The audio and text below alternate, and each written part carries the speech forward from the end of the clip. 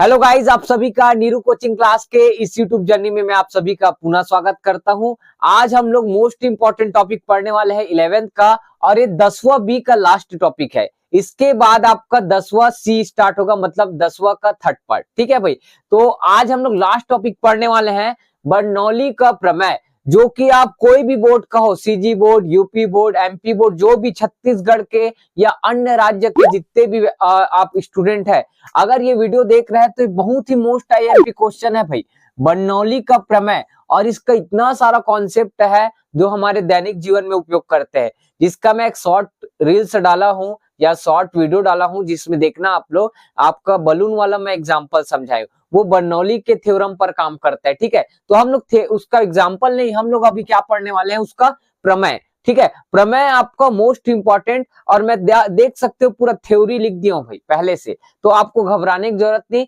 मैं एक एक करके आपको धीरे धीरे मैं आपको समझा रहा हूं। ठीक है, तो सबसे पहले एक एक ध्यान से देखना भाई। ठीक है, मैं आपको इधर और ऐसे कर देता हूं ये। ठीक है, यहां तक पहले समझेंगे। ठीक है, उसके बाद मैं इसको पूरा क्लीन करूंगा, क्लीन करने के बाद आपको व्यंजक समझाऊंगा। ठीक है, तो सबसे पहले बर्नौली का प्रमेय पढ़ने से पहले बर्नौली कौन था ये भी जानना पड़ेगा। ठीक है, तो ध्यान रखना, मैं आपको मुंह से बोलकर बता देता हूं।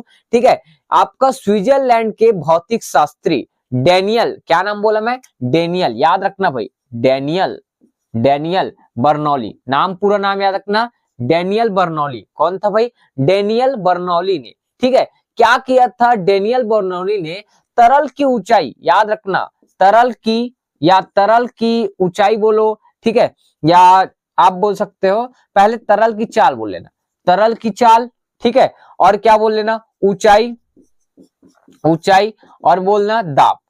ठीक, तरल की ऊंचाई, ठीक है, सॉरी, तरल की चाल, ऊंचाई और दाब, तीनों में क्या चीज, संबंध दर्शाने के लिए एक प्रमेय का क्या किया था, प्रतिपादन किया था। क्या क्या बोला भाई, थोड़ा मिस्टेक हुआ था, तरल की चाल, ठीक है, और ऊंचाई और दाब में संबंध दर्शाने के लिए उन्होंने एक नियम का प्रतिपादन किया था, जिसे क्या बोला जाता है, कोई पूछ दे तो बताना, बर्नौली का प्रमेय कहते हैं। ठीक है, क्या कहते हैं, बर्नौली का प्रमेय कहते हैं। ठीक, और बर्नौली का प्रमेय किस सिद्धांत पर कार्य करता है, तो आपको बच्चे बच्चे पता होना चाहिए, ऊर्जा संरक्षण के नियम का यह अनुकूल है या पालन करता है। बर्नौली का नियम ऊर्जा संरक्षण के अनुकूल है, या ऐसे बोल सकते हो, ऊर्जा संरक्षण के नियम का पालन करता है। इतना बोलने आ जाएगा बस। उसके बाद आगे देखते हैं भाई, क्यों दिया था, समझ आया भाई। उसके बाद क्या दिया था, उसका कॉन्सेप्ट यहां लिख दिया हूं, बर्नौली के नियम अनुसार, ठीक है, जब कोई आदर्श द्रव किसी नली में धारा रेखी प्रवाह में बहता है, ठीक है, तो आपका चित्र बन चुका है, लेकिन मैं एक बार और बता रहा हूं, जो असमान क्या है, एक नली है, ठीक है, जिसमें कोई द्रव असमान की क्या बोला है भाई, आदर्श द्रव, आदर्श क्या है, द्रव इसमें बह रहा है, क्या है भाई, बह रहा है। ठीक है, तो क्या चीज, उसके मार्ग के प्रत्येक बिंदु पर एकांक आयतन की कुल ऊर्जा, ठीक है, गतिज ऊर्जा, स्थितिज ऊर्जा और दाब ऊर्जा, तीनों क्या होती है, नियत होती है। मतलब इसके क्या है, एकांक द्रव्यमान, मतलब प्रत्येक एकांक द्रव्यमान पर, प्रत्येक एकांक द्रव्यमान पर तीन ऊर्जा क्या होती है, बोले है, नियत होती है।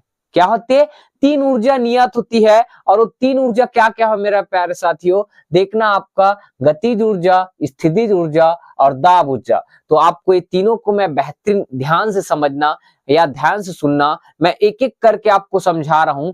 जब कोई द्रव किसी नली में बहता है तो वहां पास तीन ऊर्जा होती है। कितना ऊर्जा भाई, तीन ऊर्जा। सबसे पहले गतिज ऊर्जा जी, ठीक है, गतिज ऊर्जा क्या होती है, द्रव के गति के कारण जो ऊर्जा होती है उसको गतिज ऊर्जा बोलते हैं। और दूसरा नंबर होता है स्थितिज ऊर्जा। स्थितिज ऊर्जा किसे कहते हैं, द्रव की स्थिति के कारण जो ऊर्जा उत्पन्न होती है उसे स्थितिज ऊर्जा कहते हैं।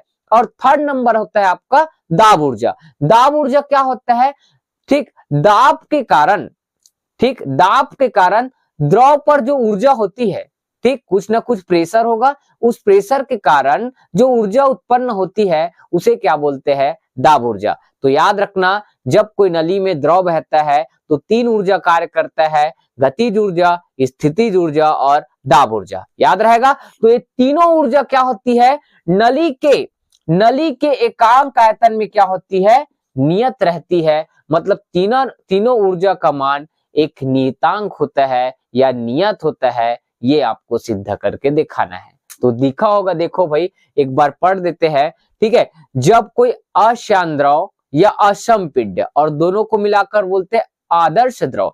जब कोई आदर्श द्रव एक नली में धारा रेखी प्रवाह में बहता है तो उसके मार्ग के प्रत्येक आयतन, ठीक है, प्रत्येक आयतन, क्या बोलेंगे भाई, प्रत्येक आयतन पर उसकी ऊर्जा क्या होती है, नियत होती है। और कितना ऊर्जा बोला हूं भाई, 3 ऊर्जा। कितना ऊर्जा, 3 ऊर्जा। ठीक, समझ आया भाई। और उसका फॉर्मूला गणितीय रूप में क्या होता है, P plus 1/2 dv square plus dgh, जहां P क्या होती है, दाब ऊर्जा, ये क्या होता है, गतिज ऊर्जा, और ये होता है आपका स्थितिज ऊर्जा। और तीनों का मान मैं यहाँ पास लिखना भूल गया हूं, तीनों का मान बराबर होता है एक नियतांक। क्या होता है भाई, एक नियतांक। और इस लाइन को आपको क्या करना है, सिद्ध करके दिखाना है। वीडियो बहुत बड़ा बनने वाला है क्योंकि आपको मैं डिटेल में पढ़ा रहा हूं। ठीक, इतना आपको हिंदी लिखना पड़ेगा। और प्रमाण मतलब अब सिद्ध की ओर आगे बढ़ते हैं। प्रमाण के लिए सबसे पहले वही चित्र को देखते हुए आपको बनाना है। मान लो ए बी असमान परिच्छेद वाली एक नली है जिसमें डी घनत्व, कितना भाई, डी घनत्व वाला कोई द्रव क्या है, इसमें धारा रेखी प्रवाह में क्या है, बह रहा है। तो मान लो सिरे ए पर द्रव का वेग v1 और दाब p1 तथा अनुप्रस्थ परिच्छेद का क्षेत्रफल a1 और सिरे बी पर द्रव का वेग v2 और दाब p2 तथा अनुप्रस्थ परिच्छेद का क्षेत्रफल a2 है। इतना नहीं पढ़ने की जरूरत है भाई, चुपचाप चित्र बस ध्यान से देखना। ठीक है भाई, मैं क्या बोला हूं भाई, मान लो कोई असमान नली क्या है, ए बी है, जिसमें क्या है भाई, डी घनत्व वाला कोई क्या है भाई, डी घनत्व वाला कोई द्रव धारा रेखी प्रवाह में क्या हो रहा है, बह रहा है। तो सिरे ए पर, कौन सिरे भाई, सिरे ए पर द्रव का वेग क्या है, v1 और क्षेत्रफल क्या है भाई, v1। ठीक है, क्या बोला हूं मैं, द्रव का वेग v1, क्षेत्रफल क्या है आपका v1। और क्या है, ध्यान से देखना, उस सिरे ए पर दाब का मान कितना है भाई, p1। इसी प्रकार सिरे बी पर, ठीक, द्रव का वेग v2 और अनुप्रस्थ परिच्छेद का क्षेत्रफल a2 और दाब क्या है भाई आपका p2 है। इतना बोलने आ जाएगा। और याद रखना, थ्योरी लिखा हूं, मान लो पृथ्वी तल से सिरे ए की ऊंचाई h1 तथा बी की सिरे की ऊंचाई क्या है, h2 है। ये पृथ्वी तल दिख रहा है आपको, इस पृथ्वी तल से सिरे ए की ऊंचाई कितना है भाई, h1 और सिरे बी की ऊंचाई कितना है भाई, h2। इतना समझ आया भाई। और ध्यान रखना, इसमें जो किया गया कुछ ना कुछ कार्य होता है, क्या होता है, किया गया कार्य जो होता है वो गतिज ऊर्जा और स्थितिज ऊर्जा में वृद्धि के बराबर होता है। ठीक है, मतलब जो कार्य जो होगा, द्रव को यहां से इधर बाहर निकलने में जो कार्य होगा वो याद रखना गतिज ऊर्जा और स्थितिज ऊर्जा में वृद्धि के बराबर होता है। मतलब ऊर्जा संरक्षण का नियम का पालन करता है। क्यों, कोई कार्य है वो किसमें बदल रहा है, स्थितिज ऊर्जा या तो गतिज ऊर्जा में। ठीक है, तो इसी को आगे पढ़ेंगे और 3 बार निकालेंगे, किया गया कार्य और गति ऊर्जा में वृद्धि और स्थितिज ऊर्जा में वृद्धि। आगे बढ़ते हैं, मैं चित्र बस को रखा हूं, बाकी थ्योरी मिटा दियो। अब आगे बढ़ते, ध्यान से देखना आप लोग को, द्रव पर किया गया कार्य 2 भागों में बटेगा। ठीक है, तो पहले किया गया कार्य निकालेंगे, तो हिंदी लिख दिया हूं, सिरे ए से प्रति सेकंड द्रव पर लगने वाला बल। अब बल का आप सूत्र पढ़े होगे भाई, दाब का सूत्र पढ़े हो, F बटे कितना होता है ए। तो यहां से बल का निकालूंगा तो F बराबर कितना होगा, पी, मतलब दाब इंटू क्षेत्रफल। तो यहाँ पर सिरे पर क्या क्या है भाई, दाब आपका बराबर में आएगा, आपका एक बार लिखोगे तो लिख देना, दाब गुणित कितना आएगा, दाब गुणित क्षेत्रफल। दाब गुणित कितना आएगा, क्षेत्रफल। तो सिरे पर दाब क्या है, P1 और क्षेत्रफल क्या है भाई आपका A1 रहेगा भाई। उसी प्रकार आप ध्यान से देखना, इसके बाद पूरा कॉन्सेप्ट है, सिरे ए पर या ए से, ऐसे लिखना, ए से प्रति सेकंड, क्या लिखोगे भाई, प्रति सेकंड द्रव पर, ठीक है, या द्रव में प्रवेश करने पर, या सिरे ए से प्रति सेकंड द्रव में प्रवेश करने में किया गया, क्या लिखोगे, किया गया कार्य। ठीक है, तो कार्य को इससे दर्शा रहा है W1 से, किससे भाई, W1 और कार्य बराबर क्या होता है, फिर से पीछे का W बराबर Fs, मतलब बल गुणित विस्थापन। तो बल क्या निकाले ऊपर P1 A1, तो P1 और A1 और क्या होता है सूत्र में S विस्थापन। ठीक है, तो यहाँ पास A1 और P1 क्या हो चुका है, लिख चुके हैं, लेकिन V1 क्या है, यहाँ पास एक तरह से विस्थापन को दर्शा रहा है। किसको दर्शा रहा है, विस्थापन। तो F के बाद S है, तो बल तो मैं लिख चुका हूं, लेकिन S क्या है भाई, विस्थापन। तो यहाँ इस सिरे A के लिए विस्थापन का काम कौन कर रहा है, आपका V1। कौन भाई, V1। अब यही पास लिखेंगे इसी प्रकार, क्या लिखोगे, इसी प्रकार सिरे कौन से भाई, B पर या सिरे B से प्रति सेकंड प्रवेश के जगह क्या लिखना, बाहर, प्रति सेकंड बाहर निकलने वाले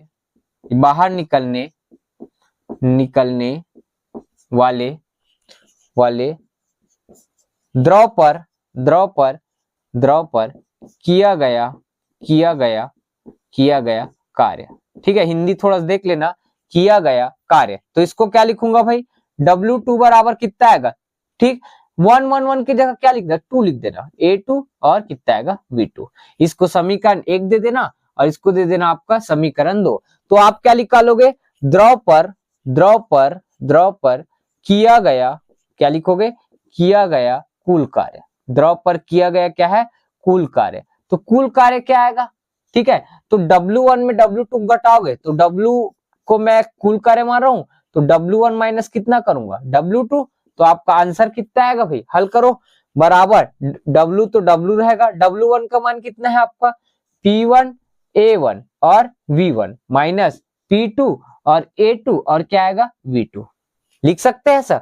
अब आगे क्या कर सकते हैं, कुछ कर सकते हैं क्या, और हल नहीं कर रहे हैं तो इसको समीकरण क्या दे देना, 3। क्या दे देना भाई, 3। अब इस चित्र का कोई काम नहीं है, इस काम में इस चित्र को भी मिटाऊंगा, तब तक आप इधर स्क्रीनशॉट ले भाई। अब आगे बढ़ते हैं, आगे हम लोग लिख रहे हैं यहाँ पास सांतत्य समीकरण से। ठीक है, समीकरण 3 के बाद क्या लिख रहे हैं, सांतत्य समीकरण से। सांतत्य समीकरण क्या होता है, आप पढ़ क्या हो, A1 V1 बराबर A2 और V2, यही होता है भाई। पीछे पढ़ क्या है, A1 V1 बराबर A2 V2। अब यहाँ पास से कंडीशन मानेंगे, ठीक है, मान लो प्रति सेकंड द्रव की द्रव्यमान, ठीक है, तो यहाँ ऐसे लिख लेना, प्रति सेकंड द्रव का द्रव्यमान जिसको दर्शा रहा है स्मॉल m से। बुक में आपका डायरेक्ट दिया है, यहाँ पास थोड़ा आपको समझना है। द्रव्यमान आप पढ़ क्या होगे भाई, कहां से पढ़ोगे, घनत्व बराबर द्रव्यमान बटे क्या होता है, आयतन। तो मैं इसको इधर ट्रांसफर करूंगा, इधर भाई, तो क्या होगा आपका द्रव्यमान बराबर क्या होगा, आयतन गुणित घनत्व होगा, आयतन गुणित क्या होगा, घनत्व। तो यहाँ पास मैं क्या लिखूंगा, द्रव्यमान की जगह बराबर में क्या क्या लिखूंगा भाई, एक आपका आयतन आएगा, जाहिर सी बात है क्या आएगा, आयतन गुणित कितना आएगा आपका घनत्व, क्या आएगा, घनत्व। तो m तो ऐसी रहेगा, आयतन ध्यान रखना, कोई भी सिरे के लिए बात करो तो a, और घनत्व क्या आएगा आपका, ठीक है। यहाँ पास थोड़ा और यहाँ पास अच्छे समझना, ध्यान से देखना, आयतन आप पढ़ क्या हो, लंबाई गुण चौड़ाई गुण ऊंचाई। तो आपका a और v क्या कहलाता है, क्षेत्रफल, और ये एक क्षेत्रफल, v क्या कहलाएगा, विस्थापन या लंबाई या चौड़ाई जो भी है। तो इसको टोटल को क्या बोलूंगा मैं, आयतन, a क्षेत्रफल, v आपका क्या है भाई, विस्थापन। ठीक है, तो इसका मतलब ध्यान रखना, इस पूरे को मैं क्या नाम दूंगा, आपका आयतन। क्या दूंगा भाई, आयतन, क्योंकि आप पीछे कहीं ना कहीं पढ़े होगे, ठीक है, इसमें नहीं पढ़े थे, पीछे पढ़े होगे। a क्षेत्रफल है, v क्या है आपका वेग विस्थापन, तो इस पूरे को क्या बोलूंगा मैं, आपका आयतन। तो आयतन के जगह ऐसे लिख सकता हूँ, a v लिख सकते हैं। और घनत्व तो क्या था, d था, अपने में क्या था भाई, d था। अब ध्यान से देखना, हम लोग दो सिरे पढ़े हैं, a सिरे पढ़े हैं और b सिरे।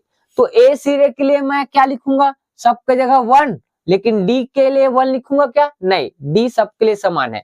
उसी प्रकार m बराबर a सिरे के लिए इतना आ रहा है, तो इसी m का मान किसके लिए भाई, आपका b सिरे, मतलब A2 V2 के लिए भी क्या होगा, यही मान होगा। लिख सकते हैं ऐसे। अब इसी को आपके बुक में क्या किया है पता है, आप अगर वैसे नहीं समझ आता है तो बुक के अनुसार नहीं चलना है, तो मेरे अनुसार चलोगे, ध्यान से देखना। इसको आप ऐसे लिख सकते हो। इसी को आप एक बार क्या करो पता है, m बराबर b सिरेक लिख लो। b सिरेक के लिए लिखोगे a2 v2 और क्या आएगा d आएगा। अब यहां से मैं क्या कर रहा हूं, इस d को इसके नीचे ला रहा हूं, इस d को इसके नीचे, तो m बटे d बराबर कितना a1 v1, या तथा करके यहां पास क्या कर लेना m बटे d और इधर क्या आएगा a2 और v2, ऐसे लिखा जा सकता है। अब इन मानों को कहां रखना पता है, समीकरण 3 में। समीकरण 3 को आप ध्यान से देखना, a1 v1 दिखाई दे रहा है, यहां पास a2 v2, तो a1 v1 के जगह m upon D, a2 v2 के जगह m अपॉन डी। तो क्या लिखेंगे ध्यान से देखना, समीकरण 3 से क्या लिखना भाई आप, समीकरण 3 से। तो समीकरण 3 से क्या आएगा ध्यान से देखना, w बराबर आगे क्या चल रहा है p1 और यहां पास क्या आएगा a1 v1 के जगह m अपॉन स्मॉल m है ना और d, माइनस क्या आएगा p2 m अपॉन कितना आएगा d। इसको हल करो, w बराबर p1 माइनस कितना p2 और बाहर में कॉमन में क्या आएगा m अपॉन d आ सकता है भाई। इसको समीकरण देना आप लोग कितना 4, कितना दोगे भाई समीकरण 4। अब आगे देखो ध्यान से देखना भाई, अब इसके आगे पूरा खेल है, ठीक है। अब निकालेंगे, बताया था किया गया कार्य गतिज ऊर्जा और स्थितिज ऊर्जा में बदल जाता है, तो मैं इसको अब क्या लिखूंगा दूसरे नंबर में आपका गतिज ऊर्जा में वृद्धि। तो क्या लिखूंगा यहाँ पास हेडिंग गतिज ऊर्जा में वृद्धि, ठीक है। आप दूसरा नंबर कार्य वाले पहले दे देना और इसको दूसरा, तो गतिज ऊर्जा में क्या है, गतिज ऊर्जा में वृद्धि, ठीक है। तो गतिज ऊर्जा में वृद्धि कैसे निकालेंगे, तो सबसे पहले वही चीज लिखेंगे, सेम थ्योरी, ठीक है। सिरे ए में प्रति सेकंड प्रवेश करने वाले द्रव की गतिज ऊर्जा, द्रव की क्या लिखोगे गतिज ऊर्जा। तो सिरे के लिए गतिज ऊर्जा को K1 नाम दे रहा है, क्या दे रहा है K1, और आप बचपन से पढ़ते आ रहे हो गतिज ऊर्जा का फॉर्मूला होता है K बराबर 1/2 mv², लिख सकते हैं। तो ध्यान रखना इसके लिए हम लोग क्या करने वाले हैं, 1/2 ऐसी रहेगा भाई, और m ध्यान रखना सबके लिए संभाल लिए हो देखे होगे ऊपर, लेकिन v क्या है आपका सिरे एक के लिए v1² बन जाएगा, सिरे एक के लिए v1 है था। अब इसी प्रकार लिखना, इसी प्रकार किस पर भाई, इसी प्रकार क्या लिखोगे सिरे b पर या b में प्रति सेकंड, ठीक है। प्रवेश की जगह क्या लिखना, बाहर निकलने वाले द्रव की क्या लिखोगे, द्रव की गतिज ऊर्जा, ठीक है। तो इसको दर्शा रहा हूं मैं K2 से, तो आंसर क्या आएगा 1/2 m और क्या आएगा v2² आ सकता है भाई। इसको समीकरण आप दे देना 5, इसको दे देना कितना 6। अब क्या है गतिज ऊर्जा में वृद्धि लिखा रहा है, तो वृद्धि में क्या होता है अंतिम से प्रारंभिक को घटाते हैं, तो मैं समीकरण 6 में किसको घटाऊंगा 5 को, तो आप लिख लेना गतिज ऊर्जा में वृद्धि, गतिज ऊर्जा में क्या लिखोगे वृद्धि। तो वृद्धि कैसे लिख लेगा भाई, K से दर्शा रहा है वृद्धि को, और K2 में किसको घटा देना K1 को, तो एक बार लिख लेना K2 माइनस कितना K1 बराबर 1/2 m v2² minus 1/2 m v1 का स्क्वायर हो सकता है। इसको हल करो 1/2 और m को मैं बाहर कॉमन कर रहा हूं, ठीक है। तो 1/2 और m और बाहर में क्या आएगा v2² माइनस v1 का स्क्वायर और कोष्टक बंद, और इधर क्या आएगा भाई आपका k, और इसको समीकरण देना कितना 7, क्या देना भाई 7, ठीक है। आगे हल करेंगे, आगे क्या हल करूंगा भाई, आगे आप हल करेंगे, ठीक है, स्थितिज ऊर्जा। तो आप थर्ड नंबर दे देना, क्या दे देना स्थितिज ऊर्जा।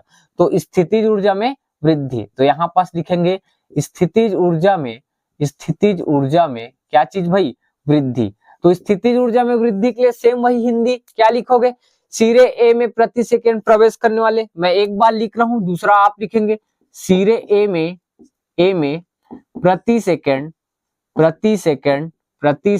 क्या चीज भाई प्रति सेकंड प्रवेश करने वाले द्रव की क्या चीज स्थितिज ऊर्जा, द्रव की क्या है भाई, स्थितिज ऊर्जा। और इसको स्थितिज ऊर्जा को ध्यान रखना, सिरे के लिए मैं नाम दे रहा हूं U1।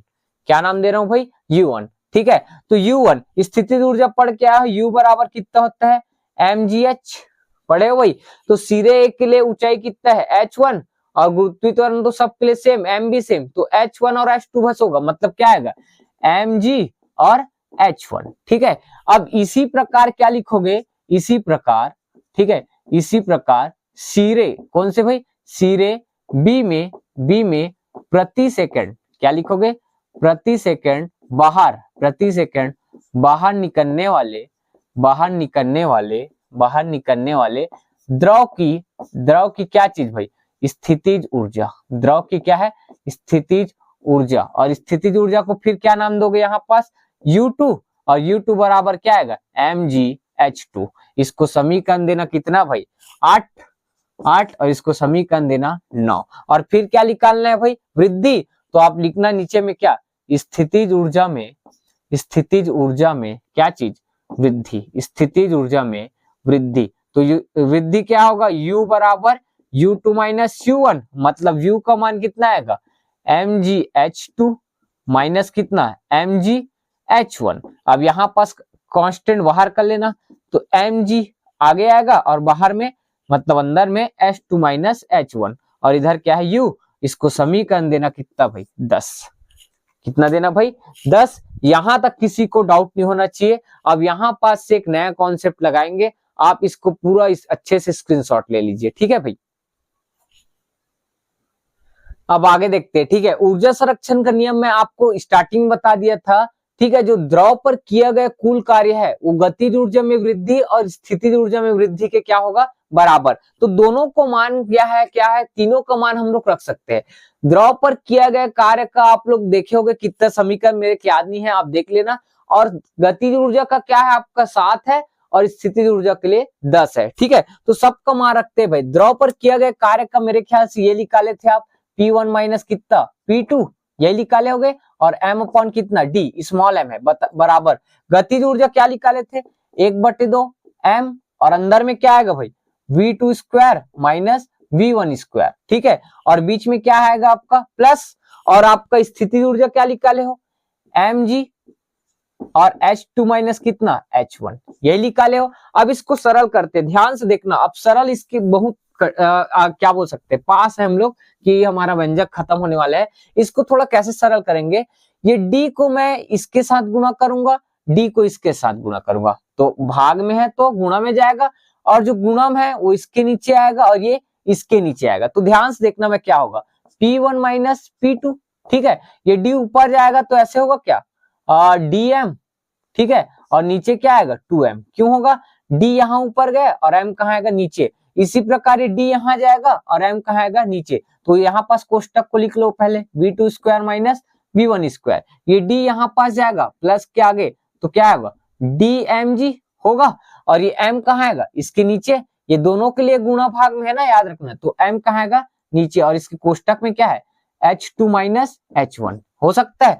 अब इसको क्या लिखूंगा P1 माइनस P2 बराबर, ध्यान से देखना यहाँ पास m है ना, थोड़ा सा गलत हो गया था, ये क्या है m है, m से m क्या है कैंसिल, तो d बट कितना बचेगा, d बट कितना आएगा 2, और यहाँ पास V2 स्क्वायर माइनस कितना V1 स्क्वायर, यहाँ पास प्लस, यहाँ से फिर से m कैंसिल, तो dg बचेगा, और H2 माइनस कितना आएगा H1। अब सब का अंदर गुणा कर दो, P1 माइनस कितना होगा P2।